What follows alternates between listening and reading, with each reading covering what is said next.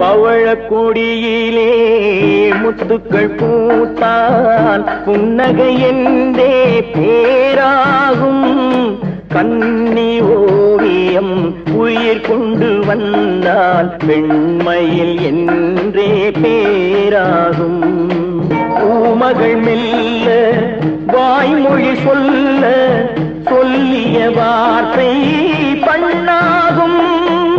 காலடி தாமரை நாலடி நடந்தால் காதலன் உள்ளம் புண்ணாகும். ஆடைகள் அழகை மூடிய போதும் ஆசைகள் நெஞ்சில்